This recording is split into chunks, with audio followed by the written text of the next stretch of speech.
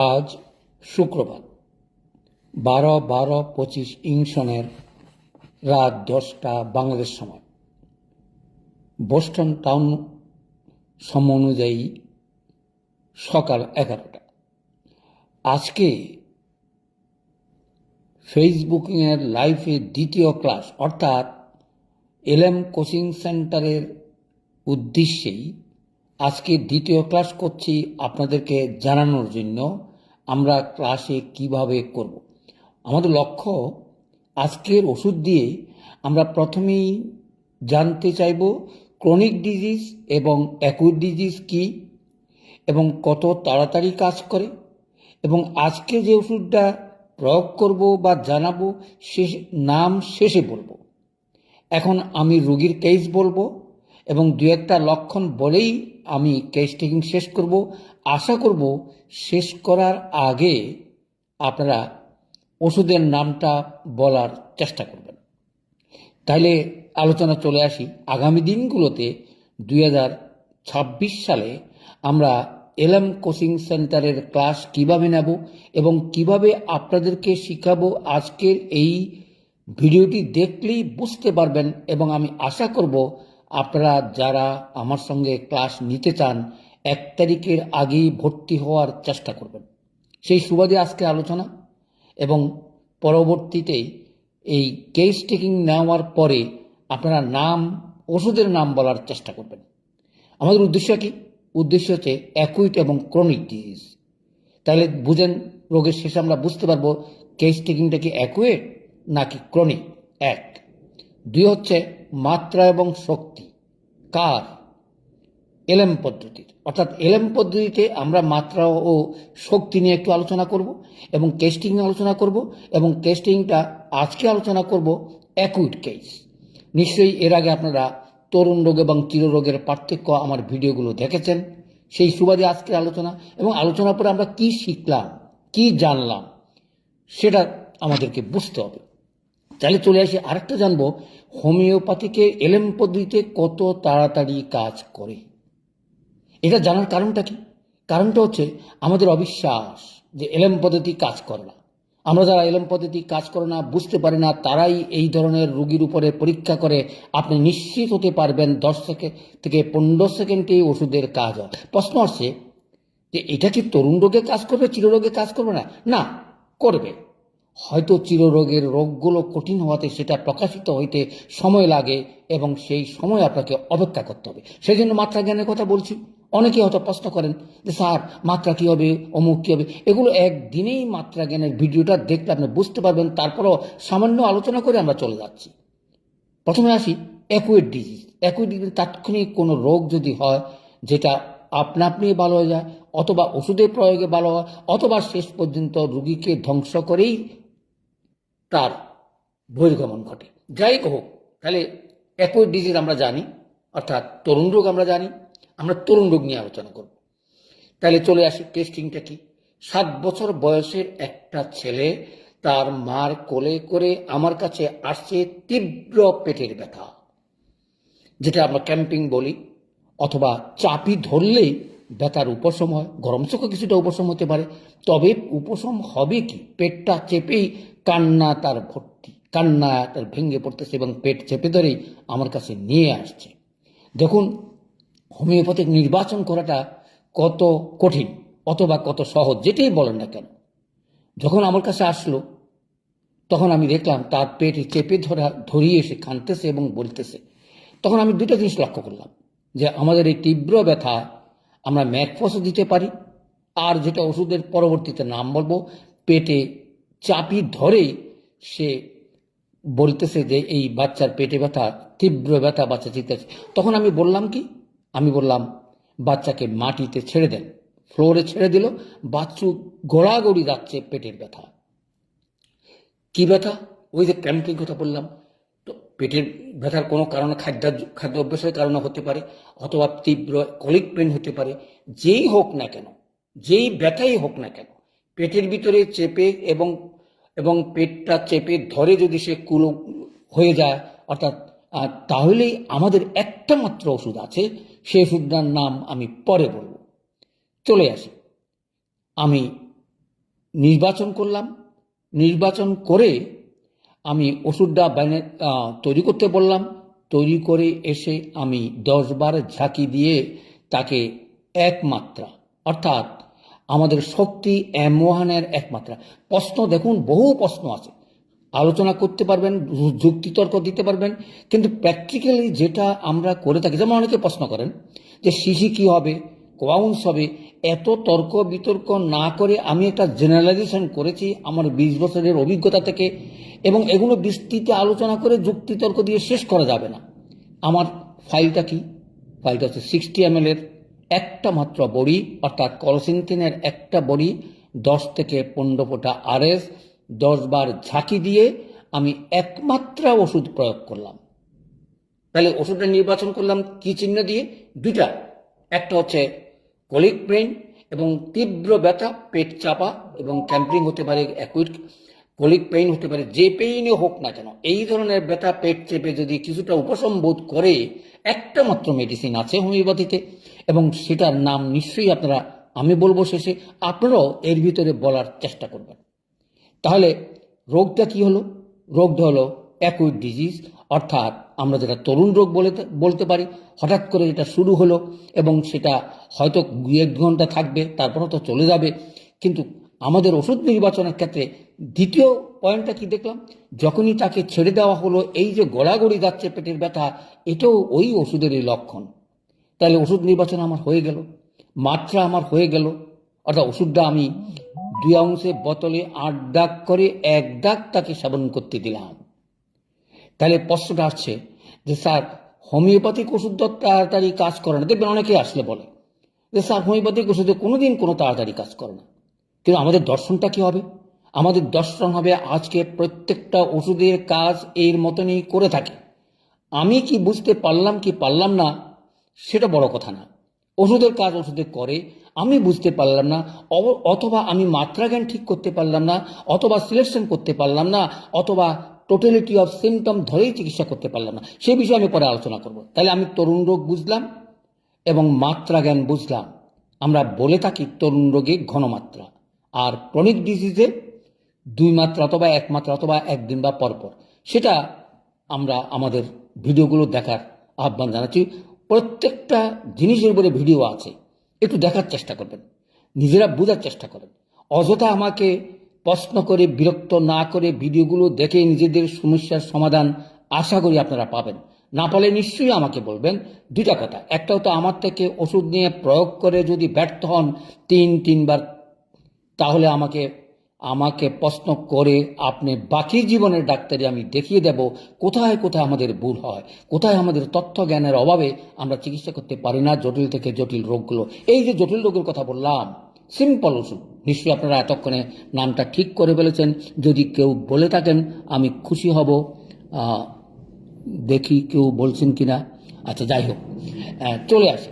তাই একমাত্রা দিয়ে কি বললাম, তার মাকে বললাম আপনি ছেলেটাকে নিয়ে একটু পাশে বাতাস আছে সেখানে একটু যান, দাঁড়ান, বিশ্বাস করুন আর নাই করুন, জীবনে এই প্রথম দর্শন পেলাম হোমিওপ্যাথিকে কত তাড়াতাড়ি কাজ করে। কোন পদ্ধতি? এলএম পদ্ধতি। আমি জানি না শততম পদ্ধতির কাজ এরকম কেউ পেয়েছেন কিনা, অথবা পেয়ে থাকলে তাদের কোনো ভিডিও বা কোনো কিছু আছে কিনা, কেস টেকিং আমি দেখি নাই। হ্যাঁ, এর আগেও হয়তো থাকতে পারে। আমি 15 সেকেন্ডে সেই যখন গেল, ছেলেটা কোলে ঘুমিয়ে পড়ল। দেখুন, হোমিওপ্যাথিকের জিনিসের এই যে দর্শন, আমি নামটা পরে বলছি, আপনারা যদি কেউ নামটা বলতে পারেন খুশি হব। আচ্ছা যাক, এখনো কেউ নামটা দেন নাই। কলজ, আচ্ছা ঠিক আছে, থ্যাংক ইউ কাজল বাবু, কাজল আহমদকে ধন্যবাদ জানাচ্ছি। চলে আসে। তাহলে কি হলো, কত তাড়াতাড়ি কাজ করে। সে কোলের ভিতরে ঘুমিয়ে পড়ল, অর্থাৎ আমার বারান্দা থেকে বাতাসে যেতে 15 সেকেন্ডের বেশি প্রয়োজন হয় না। আমরা যারা হোমিওপ্যাথিক বিশ্বাস করি না, আমরা যারা এলএম পদ্ধতি বিশ্বাস করি না, অথবা হোমিওপ্যাথিকে তাড়াতাড়ি কাজ করে না বিশ্বাস করে না, যারা অনবরত দোষ ত্রুটি দিয়ে থাকে এবং অনবরত আমাদেরকে হ্যারাসমেন্ট করার চেষ্টা করে, তাদের উদ্দেশ্যে বলছি এলএম পদ্ধতি 15 সেকেন্ডে কাজ হইতে। কেন এই ভিডিওটা আপনাদের উদ্দেশ্যে প্রেরণ করলাম? কারণ আমি আগামীতে যে ক্লাসগুলো করব, প্রত্যেকটা ক্লাসে আমি অ্যানালাইসিস করে দেখিয়ে দেব কিভাবে আপনারা টেস্টিংটা নেবেন। আজকে হয়তো এটা অ্যাকুট কেস, সেজন্য অনেক অতিরিক্ত প্রশ্ন করে তাকে আর বিভ্রান্ত না করে 2-3টা লক্ষণের উপরে ভিত্তি করে আমি আমার ওষুধটা নির্বাচন করেছি। আপনারাও তাই করার চেষ্টা করবেন একুইট্রুক দিয়ে। হ্যাঁ, কেস টেকিং যতক্ষণ পারেন নেওয়ার চেষ্টা করবেন, সেটা তরুণ হোক একুইট হোক। এখন বলেন তো একুইট রোগীকে আর জিজ্ঞাসা করার আমার আর কোনো প্রয়োজন আছে? কারণ তার মায়ে বলতেছে যে 15-20 মিনিট আগে থেকে তার পেইন এসে এত পেইন যে কিছুতেই সহ্য করতে পারতেছে না, মাটিতে গড়াগড়ি যাচ্ছে, এবং আমি আপনার কাছে নিয়ে আসলাম, আপনি আমাকে একটু ওষুধ দিয়ে তার এই কলিক পেইনটা নির্মূল করার চেষ্টা করেন। চলে আসে কি কি শিখব। প্রথম শিখলাম তরুণ রোগ এবং ক্রনিক ডিজিজ, দ্বিতীয় শিখলাম শক্তি এবং মাত্রা, তৃতীয় শিখলাম যে হোমিওপ্যাথিতে কত তাড়াতাড়ি কাজ করে। আমরা যারা স্যার ক্রনিক ডিজিজ তো কাজ করে না, কাজ করে আপনি আমি দেখি না, কারণ শরীরে এত জিনিস জমে আছে, কাজগুলো হয়তো এক ডোজ বা এক মাত্রা সেটা বোঝার সাধ্য আমাদের নেই। তাই বলে আপনি কাজ করে না আপনার ওষুধে, এটা আপনি বলা ঠিক না। আমরা যারা এলএম পদ্ধতি করি বা যারা যারা শিখতে চাই তাদেরকে বুঝতে হবে প্রতিটা শক্তির 8 ভাগের 1 ভাগ। আমি একটু মাত্রাটা আবার বলে যাই, কারণ এই যে 60 ml শিশিতে অথবা প্লাস্টিক বলেন, সেখানে 8 মাত্রা করা হয়েছে। 8 দাগ দিয়ে আমি 1 মাত্রা তাকে প্রয়োগ করলাম, অর্থাৎ M1-এর 8 ভাগের 1 ভাগ তারে দিলাম। কি ঘটনা ঘটল? ঘটনা একদম 15 সেকেন্ডে কাজ। আরও একটা প্রশ্ন শেষ করার চেষ্টা করব, কারণ আমরা দোদুল্যমান আছি যে এত বিভ্রান্তকর তথ্য এবং এআইতেও তথ্য সব সঠিক তা নয়। আমরা যারা প্র্যাকটিক্যাল করি, আমরা যারা প্র্যাকটিক্যাল দর্শন করেছি, আমার চিন্তাভাবনার সঙ্গে এআই নাও মিলতে পারে। আমরা যারা এআইয়ের উপরে ভিত্তি করে অনেক সময় বলেন, সেখান থেকে দূরে আসেন, নিজের দর্শনকে মিলান, নিজের দর্শনের চেষ্টা। কারণ এআইও সকল বইপত্র পড়ে মানুষের অভিজ্ঞতা থেকে বলতেছে, কিন্তু আপনার প্র্যাকটিক্যাল অভিজ্ঞতার সঙ্গে তার কোনোদিনই মিলবে না, তার দর্শন আপনি পাবেন না। আপনি যখন চোখে দেখবেন, যেমন আমি এটা দেখি কি শিখলাম, কি জানলেন আপনি? 15 সেকেন্ডে ওষুধে কাজ করে, যদি আপনার সিলেকশন এবং ডোজ এবং মাত্রা সঠিকভাবে দিতে পারেন। তাহলে চলে আসে, তাহলে সেই রুগী যখন ঘুমিয়ে পড়লো, এবার তো আপনাদের চিন্তা হয় কিনা জানি না, এবার তো আমার চিন্তা হলো যে রুগী তো ভালো হলো, এখন কি ওষুধ চলবে কি চলবে না? দেখুন কি সুন্দর প্রশ্ন। এখন আমি কি করব? এখন কি এই মাত্রাটাকে শেষ করতে দেব, না আর কোনো ওষুধ দেব না, না কি দেব? দেখুন, হোমিওপ্যাথিকের একটা জিনিসের কথা মনে রাখবেন, যে ওষুধ কাজ করে তাকে কাজ করতে দিন, যতক্ষণ পর্যন্ত তার একটা মাত্রা শেষ না হয়। কারণ আমাদের প্রতিটা মাত্রা আমাদের জ্ঞান থাকতে হবে, প্রতিটা প্রয়োগ, প্রতিটা শক্তি আমাদেরকে জানতে হবে, কোন শক্তি কিভাবে কাজ করে। এমন শক্তি আমি 1 মাত্রা দিয়ে রোগী ভালো করে ফেললাম, তার অহংকার করার কিছু নাই, তার গর্ব করার কিছু নাই। এটাই হোমিওপ্যাথির কি নিয়ম। বলো স্যার আমাদের তো কাজ করে না, আমারও কাজ করে না। আমি আরেকটা কেসের কথা বলবো পরস্পর খুব সংক্ষেপে। আচ্ছা আসুন, 1 মাত্রা দিলাম, তারপর কি বললাম? রোগী ঘুমিয়ে পড়া জাগন যতক্ষণ পর্যন্ত না হয় ততক্ষণ পর্যন্ত কোনো ওষুধ প্রয়োগ করবেন না। রোগীকে ডিস্টারবেন্স করা যাবে না, রোগীকে শুইতে দিবেন, ঘুমাতে দিবেন, তার যতক্ষণ শান্তিতে থাকে। কেন বলতেছি? এগুলো প্র্যাকটিক্যাল, 2টা কেস আমাকে জীবন নাড়িয়ে দিয়েছে। অর্থাৎ আমাদের যে বিভ্রান্ত যে হোমিওপ্যাথি ওষুধে কাজ করে না, ওষুধ দিলাম, সেখান থেকে বেরিয়ে আসার জন্য আমার এই কেস টেকিং, এবং এটা 2 নম্বর কেস টেকিং ফেসবুকের এবং এলএম গ্রুপের। ফেসবুকের যে ক্লাসগুলো নেব চেষ্টা করব আপনাদের উদ্দেশ্যে, তবে এলএম গ্রুপের ক্লাসের কোনো ভিডিও আমাদের আমাদের লাইভে আসবে না, অথবা ইউটিউবে যাবে পরে। চলে আসে, তাহলে কি শিখলাম? যে হোমিওপ্যাথিক ওষুধ কত তাড়াতাড়ি কাজ করে। তাহলে আজকে থেকে আর এই অবিশ্বাস আমাদের হবে না। আপনারা যারা ডাক্তারি করেন তারা হয়তো বিভ্রান্ত হবেন যে স্যার আমি 1 ডোজ দিছি, কাজ করে। কাজ সে করছে, আপনার দর্শনটা পাচ্ছেন না। কেন পাচ্ছেন না? মাত্রাটা ঠিক হয়নি, সেটাও বলার চেষ্টা করব। যদি সে 1 মাত্রা, আমি চলে আসি একটার সঙ্গে তার তালগোল পাকিয়ে ফেলতেছে। এই যে তাকে ঘুমাতে বললাম এবং নেক্সট মাত্রা দিতে বললাম ঘুমের থেকে উঠে, কেন? এটাকে বলে হোমিওপ্যাথিকের দর্শন। হোমিওপ্যাথিকের যদি 100% কাজ হয় তখনই বুঝবেন রোগী ঘুমিয়ে পড়ে। তার কারণটা বলি, তার কারণটা কি? তার যে কষ্ট, তার যে নার্ভাসনেস, তার যে শক্তি ক্ষয়, তার যে একটা ডোজ পড়ার পরে আপনি দেখুন তো একটা ম্যাজিকের বা একটা আগুন যদি জ্বলে, সেখানে যদি আপনি এই একটু পানি ছিটিয়ে বা এক বালতি বলেন বা এক মগ বলেন পানি ছিটিয়ে দেন, তাহলে সেই আগুনটা সঙ্গে সঙ্গে নিভে যায়। ঠিক তার দেহে যখন শান্তির প্রকোপ, অর্থাৎ একটা ডোজে তার সকল রকমের সমস্যার সমাধান করেই তার দর্শনটা আপনি পেলেন। এরকম হয় না, রেয়ার কেস। তার অর্থ ওই অ্যাগোনাটের কথা মনে রাখবেন। আচ্ছা, যাই হোক, চলে আসে। তাইলে আমরা কি পেলাম? যে 15 সেকেন্ড কাজ করে আমি বুঝতে পারি না, অথবা বোঝার মতন ক্ষমতা বা ওষুধের মাত্রা জ্ঞান, ওষুধের ডোজ বা ওষুধের শক্তি এবং ওষুধ নির্বাচনের ক্ষেত্রে আমাদের ট্রাভেলস হয়ে থাকে। সেখান থেকে আপনারা ঠিক করবেন যে কাজ না হলেই দোষ আপনার। হ্যাঁ, আমরা 3 দোষের দোষী।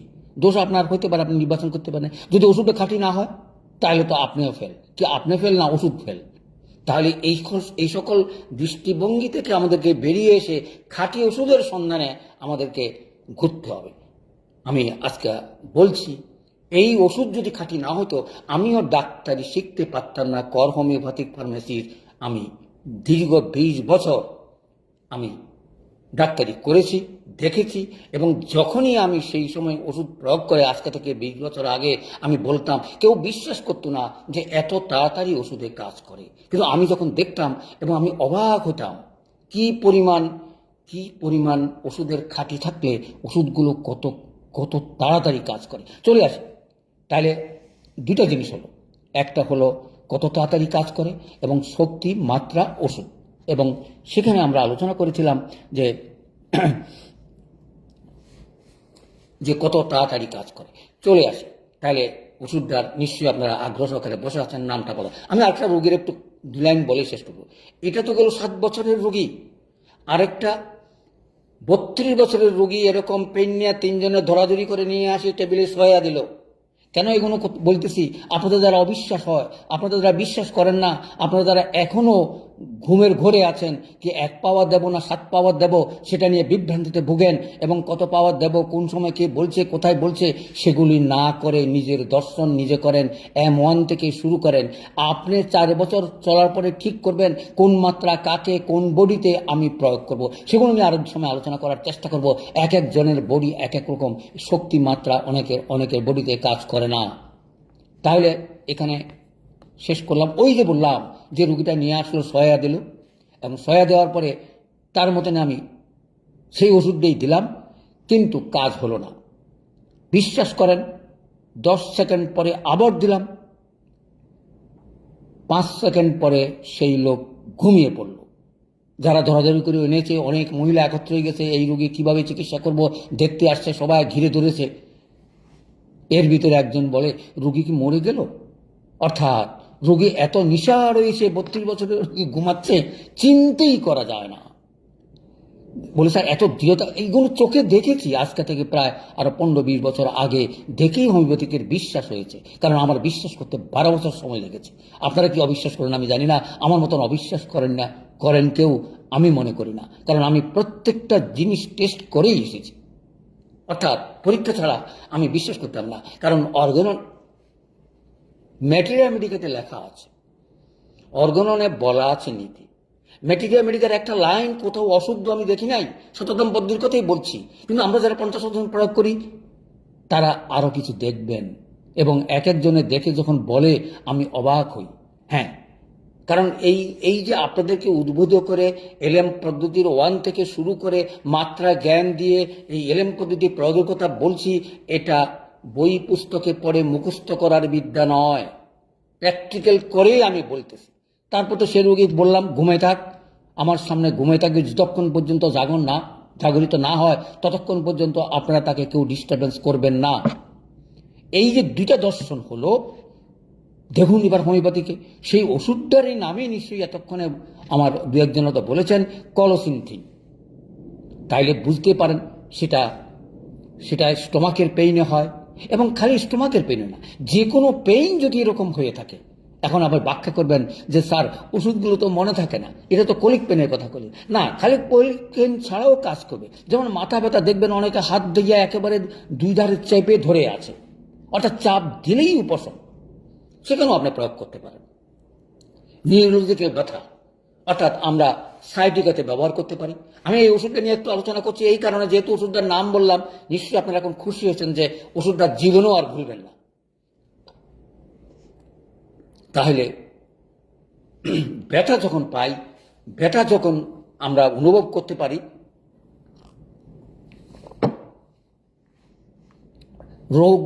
ওষুধ নির্বাচনের ক্ষেত্রে দেখুন কি সুন্দর সিমটম দৃষ্টি আপনার ওষুধটা নির্বাচন করতে পারবেন, এবং সেটা অ্যাকুইট কেসেই আপনি যখন দর্শন পাবেন তখনই আপনার চিররোগের ক্ষেত্র আপনার দর্শন হয়ে যাবে। এই কারণে যে না, ওষুধে তো কাজ করে, আমার তো দর্শন নেই, সেই কারণে বলি মিনিমাম 1 মাত্রা বা 2 মাত্রা ছাড়া চিররোগের ওষুধ ঠিক করা অনেক সময় কঠিন হয়ে পড়ে। কিন্তু অ্যাকুইট ডিজিজে, অ্যাকুইট নিশ্চয়ই আপনারা বুঝছেন, তরুণ রোগে আপনার 2 মাত্রায় আপনার ওষুধ ঠিক হয়ে যাবে।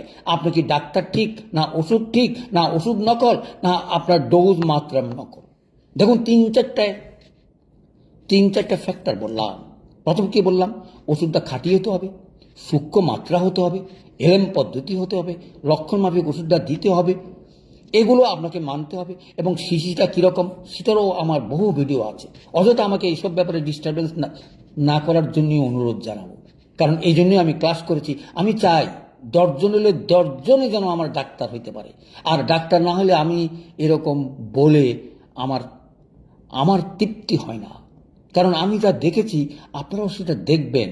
অযথা আমাকে ডিস্টারবেন্স করে শারীরিকভাবে, এমনি আমি ভয় পাই কোন সময় আপনাদেরকে ফেলে চলে যাব, সেটার জন্য একটু ভয় পাই। তারপরও ডিস্টারবেন্স করা থেকে দূরে থাকার চেষ্টা করবেন। যতটুকু কম কথা বলা যায় তত আয়ু আমার বাড়বে। কারণ বলা ঠিক না, কিন্তু আমি রাখতে পারি না, আমি বলতেই চাই। এই বলাটা যেন আমার কম হয়। আপনারা ভিডিওগুলো দেখে আলাপ করার চেষ্টা করবেন। চলে আসি, তাহলে দ্বিতীয় রোগীটাও ভালো হলো। এ পর্যন্ত বোধ আর এই ওষুধ প্রয়োগ করার মতন রোগী বা দর্শন অথবা আমি পাইনি। একটা ওষুধ পেলেই যে সকল ক্ষেত্রে ব্যবহার করতে হবে তা না। এটা নিউরোলজিক্যাল ব্যথা হতে পারে, আবার সাবের ব্যথা হতে পারে, মাসিকের ব্যথা হতে পারে, যে কোনো ব্যথাই হোক না কেন, যদি টিপলে ভালো লাগে, চাপ দিলে ভালো লাগে, তাইলেই আমরা এই ওষুধটা নির্বাচন করতে পারি। সেটা সাইডিকাতে হতে পারে, পেইন কিলারের জন্য যে কোনো পেইনই হতে পারে।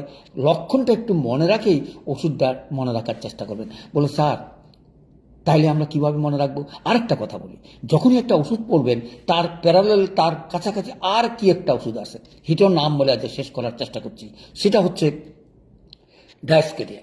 ঠিক উল্টাটা, অর্থাৎ এটা পেটে চাপ দিলে ব্যথা করলে যেটা হয়, ডায়াস্কেরিয়াটার উল্টোটা, পিছনের দিকে আপনাকে বেঁকে গেলেই তার ভালো ব্যথা হয়। যাও, নিশ্চয়ই বুঝতে পারছেন। ক্র্যাম্পলিং ব্যথা, যেটা আমরা বলি অনেক সময় পেটে আতুরি বিতুরিগুলো মনে হয় যেন চিবিয়ে খেয়ে ফেলতেছে, ঠিক সেরকম পেইন যদি উল্টো দিকে হয়, তখনই আমরা ডায়াস্কেরিয়ার কথা চিন্তা করতে পারি। তাহলে 2টা ওষুধ শিখলাম, তরুণ রোগ, অ্যাকুইট ডিজিজ শিখলাম, মাত্রা জ্ঞান শিখলাম, কী ওষুধ দিব, কীভাবে দিব, এবং প্রত্যেকটা রোগীর কেস টেকিং নেওয়া আমার বই আছে, সেই হিসাবে কেস টেকিং নেওয়ার চেষ্টা করবেন। আমি কথা বলছি না আমার কেস টেকিং সম্পূর্ণ, অনেকেই অত নিন্দা করবেন স্যার এত ছোট করে। আমি আমার অভিজ্ঞতাটা সেখানে প্রকাশ করার চেষ্টা করেছি, কারণ এমন ইনফরমেশান আছে যে ইনফরমেশনের ভিত্তিতে আমরা মায়াজমেটিকের দৃষ্টিকোণ থেকে সেই ওষুধগুলোকে ভাগ করতে পারি আমার এই কেসটার দ্বারা। তাহলে দ্বিতীয় কি শিখলাম? ক্রনিক ডিজিজ কখনো মায়াজম ভিত্তিক না হলে চিকিৎসা শেষ হয় না। কি সুন্দর দর্শন হোমিওপ্যাথিকের, আমি অবাক হই যে এত সুন্দর করে বলেও যদি আপনারা চিকিৎসা করতে না পারেন, তাহলে আমারই দুর্ভাগ্য। কোথায় ডিফেক্ট আমি বুঝি না। আর অনবরত প্রশ্ন যদি একটু বিভ্রান্তকর করেন, তাহলে উত্তর পাওয়াও অনেক সময় কঠিন হয়ে পড়ে। এখন এলএম গ্রুপ করার সময় যদি কেউ এসে বলে যে স্যার এলএমটা কি জিনিস বুঝলাম না, তাহলে আমার এই 2500 ভিডিও ব্যর্থ। তার কারণ এলএমএ বোঝেন না আমার এখানে আসছেন, এটা বলার জন্য আমার এখানে আসার কোনো প্রয়োজন আছে আমি মনে করি না। ভিডিওগুলো দেখবেন, তারপরে প্রশ্ন করবেন, এবং এমন প্রশ্ন করবেন যেই প্রশ্নতে আগামী দিনে আপনার মতন ছাত্রছাত্রীরা যারা জিজ্ঞাসু অর্থাৎ জ্ঞান পিপাসু আছে, তারা জানতে চায় যে কিভাবে আমরা হোমিওপ্যাথিক চিকিৎসা করব।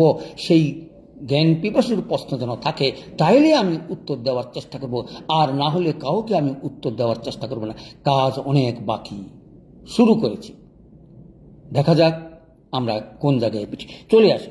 তারপরে কি রাখলাম আমরা কি শিখলাম, কি জানলাম, এবং এই এলএম কোচিং সেন্টারের দ্বিতীয় ক্লাস ফেসবুকের লাইভ ক্লাসটা শেয়ার করার চেষ্টা করবেন, যেন এই সুযোগটা কেউ না হারায়। অর্থাৎ এলএম কোচিং সেন্টার 1 তারিখ থেকে আগামী জুন পর্যন্ত আমি এই ক্লাসগুলো করার চেষ্টা করব আমার সাধ্য মতো। ভুল করবেন না এই কারণে জীবনের কোনো বিশ্বাস নাই। পরবর্তীতে ভর্তি হবো পরের সেমিস্টারে, সেই সেমিস্টারে এটা মনে হয় একটু ভেবে চিন্তা করবেন। জানুয়ারির 1 তারিখ থেকে যেন ক্লাসগুলো করে থাকেন, আমি যেন প্রাণ ভরে আপনাদেরকে দিতে পারি। আমারও শিকার আছে আপনাদের কাছ থেকে। আপনারা তো মনে করেন ছাত্রছাত্রীদের কাছ থেকেও শিকার অনেক জিনিস থাকে। আমার জীবনে আমি একটা ঘটনার কথা বলি, আর আসলে শিক্ষকতা করি তো, ক্লাস 6-এ পড়াইতে গিয়েও আমি দেখেছি তার 6-এর ক্লাস থেকেও অঙ্কের ক্লাসে আমারও কিছু শিকার ছিল। তাহলে বুঝতে পারেন যে শিকার কোনো শেষ নাই। আপনারা যারা আমার সঙ্গে যুক্ত হয়েছেন, আমি মনে করি এমন জিনিস তথ্য আপনারা দিবেন এবং জানবেন, সেটা থেকে আমিও যেন শিখতে পারি। আপনারাও ধন্য হবেন, আমার জ্ঞান চর্চাও বাড়বে এবং পরিধি ব্যাপ্তি হবে। এই আশা রেখেই আজকে এলএম পদ্ধতি কোচিং সেন্টারের ফেসবুকের লাইভ ক্লাস শেষ করতে যাচ্ছি। অনুরোধ থাকবে এই ক্লাসগুলোকে আপনারা একটু প্রচার করার চেষ্টা করবেন, কারণ সময় সংকীর্ণ। এই কারণে বলছি যে আমরা যেন এই আগামী এই ক্লাস অর্থাৎ এলএম কোচিং সেন্টারের যেন ডাক্তারিটা একটু শিখে 6 মাসে যেন আমরা নিজেরা তৈরি হইতে পারি। আমার কাছে অনেকে জানতে চাচ্ছেন যে স্যার এটা পড়ে আমার কি লাভ হবে। দেখুন, যারা ডিএসএমএস পাস করে নাই বা বিএসএমএস পাস করে নাই তাদের জন্য আমি এই ক্লাসটা রেখেছি। কারণ যারা হোমিওতে অনুরাগী, হোমিও সম্বন্ধে জানতে চায়, মানুষকে সেবা দিতে চায়, খালি ডাক্তার হইলেই যে তারা পারবে তা কিন্তু নয়। আমার এই 6 মাসের ট্রেনিংয়ে আপনি রেজিস্টার্ড ডাক্তার না হতে পারেন, কিন্তু সেবা দেওয়ার মতন যোগ্যতা আপনি যথেষ্ট অর্জন করবেন, সেখানে সেইভাবে বিস্তৃতভাবে দেওয়া আছে। অথবা কোনো দক্ষ ডাক্তারের আন্ডারে থেকে সেই দক্ষ ডাক্তার আপনার হাতে ওষুধ তৈরি করে তার দক্ষতা বাড়িয়ে দেবে। অর্থাৎ 2টা জিনিস আমি বললাম। যেমন আমরা বলি এলোপ্যাথিক ডাক্তারের সঙ্গে নার্স থাকে, দেখুন নার্সের কাজ সে বলে দিচ্ছে, ওষুধটা তৈরি করছে। আমিও বলবো যারা 50 পদ্ধতি তৈরি করবেন বা ডাক্তার হবেন বা ডাক্তার হওয়ার উদ্দেশ্যে হয়তো ডিএসএমএস পাস করেন বা বিএসএমএস পাস করে ডাক্তারি শুরু করছেন, এই ধরনের লোককে যারা ডাক্তারি নয় আমার এই ট্রেনিংটা নিয়েছে তাদেরকে আপনারা অ্যাপয়েন্টমেন্ট দিয়ে দক্ষ ডাক্তার হওয়ার চেষ্টা করবেন। কারণ আমি এই কথা বলতাম না, বলছি এই কারণে, দেখুন অনেক জিনিস শিকার আছে। আপনারা যারা ডাক্তারি করেন আপনাদের স্টুডেন্টের দরকার, কারণ আপনাদের সময়ই পাবেন না রুগী দেখতে। হ্যাঁ, আমরা এক সময় হয়তো রুগীর জন্য পিছে ঘুরেছি, কত জায়গায় গেছি, কত রুগী দেখেছি, সে কারণে হয়তো আজকে 20,000 রুগী দেখার একটা দর্শন আমি পেয়েছি। 20,000 বোধ রান করতেছে। যাই হোক, এখন আসি যে এই দর্শন আপনাদের জন্য হয়। রুগী দেখবেন সবসময়, পোশাক দেখ আর না দেখ, কারণ পোশাক দিকে তাকিয়ে থাকলে আপনি ডাক্তার হতে পারবেন না। কারণ রুগী যত বেশি দেখবেন, যত বেশি প্রয়োগ করবেন, তত বেশি দক্ষতা অর্জন করবেন। আমি এই কথা বলছি না যে না তার টাকা নেবেন না, কিন্তু দুঃখটা কোথায় জানেন? আর যারা যেন একমাত্রা ওষুধ দিয়ে 10,000 15,000 টাকা নিয়ে যায় এবং 1 মাসের একটা ডোজ দিয়েই 10,000 টাকা দেন বলেন, সেই কথা যদি কোনো অভিযোগ কেউ করে তখনই দুঃখ পায়। দেখুন তো, আপনি এলএম পদ্ধতি একমাত্রা বা একটা শিশি দিয়ে যদি 10,000 টাকা দাবি করেন, অথবা আজকালকে যে রুগীটা আমি কথা বললাম, টেস্টিংয়ের কথা বললাম, কলসন্তির কথা বললাম, সেটা প্রয়োগ করে কারো ব্যথা সেরে যদি আপনার বলেন এটা অপারেশন করা লাগবে, অমুক লাগবে, আমি ভালো করে বলছি, আমাকে 10,000 টাকা দেন, তাহলে কি এটা শোভনীয় হবে? যাই হোক, এগুলো আলোচনা করতে যাচ্ছি না। আমরা মানবতার সেবা দেওয়ার জন্যই তৈরি, তার সঙ্গে পয়সাও রোজগারের দরকার। পয়সা ছাড়া আপনি দাঁড়াতে পারবেন না, আপনাকে বিশ্বাস করবেন না, আমরা রিচার্জ করতে পারবো না, আমরা হসপিটাল, ইউনিভার্সিটি এগুলো করতে পারবো না, ওষুধ তৈরি করতে পারবো না, খাঁটি ওষুধ দিতে পারবো না। এগুলোর জন্য আমাদের টাকার প্রয়োজন। টাকা আপনারা রোজগার করবেন, তবে বিবেক খরচ করেই করবেন, এই আশা রেখেই এবং এই ভিডিওটা প্রচার করার আহ্বান জানিয়ে আজকের এই কলসিনটিনের ছোট্ট কেস টেকিংটা দিয়েই শুরু করতে পারেন আগামীতে আপনিও যেন দক্ষ হইতে পারেন এই এই আশীর্বাদ করে অথবা ভগবানের নিকট বা সৃষ্টিকর্তার নিকট প্রার্থনা করছি আপনাদেরকে এই চেতনা যেই চেতনাটা আমি দেখেছি আপনারাও দেখতে পারেন। সকলকে ধন্যবাদ।